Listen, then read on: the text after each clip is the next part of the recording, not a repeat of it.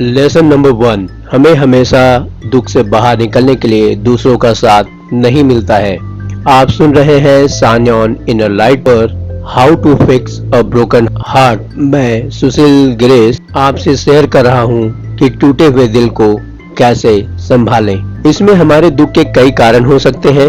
अगर उस पेन से निकलने के लिए हमें लोगों का सपोर्ट, कभी कभी जरूरी होता है ये सारी चीजें, और कई बार हमें वो सपोर्ट नहीं मिलता है तो उससे हमें डिसअपॉइंटमेंट्स होती हैं, राइट।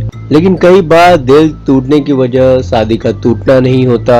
कई बार हम अपने बॉयफ्रेंड या गर्लफ्रेंड से दूर होने की वजह से भी दुखी हो जाते हैं, और हो सकता है कोई और कारण हो, कोई सामाजिक कारण हो या अन्य कोई।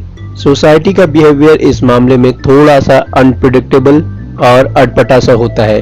अगर हमारा रिलेशनशिप ऑफिशियल नहीं होता या अभी तक हमारी शादी नहीं हुई, ये सोसाइटी की नज़र में ऐसा होता है, तो ये कोई बड़ी बात नहीं है। अगर हाँ किसी का ऐसी डिवोर्स होता है तो फिर ये बहुत बड़ी बात होती है, और ऐसे केस में लोग पूरी सिंपैथी देते भी हैं और लोगों को सहानुभूति मिलती भी है। जबकि रिलेशनशिप में शादी हुई हो या फिर ना हुई हो, उसके टूटने के दर्द पर उसका कोई असर नहीं पड़ता, क्योंकि जब दर्द होता है तो सिर्फ दर्द होता है, उसका शादी वगैरह से कुछ खास लेना देना नहीं होता। ऐसा ही ठीक उस समय भी होता है जब किसी का कोई पालतू जानवर भी मर जाए। अगर उस केस में आप ज्यादा समय तक दुखी रहते हैं तो फिर लोग हो सकता है इस बात को शायद दिखावा समझें या फिर आपको साइको समझें। लेकिन रियलिटी में हमें ही पता होता है कि हमारे उस पेट की वैल्यू हमारे लिए क्या थी, या हमारा लेवल ऑफ अटैचमेंट उसके साथ क्या था, और उसके खोने पर भी बहुत दुख होता है।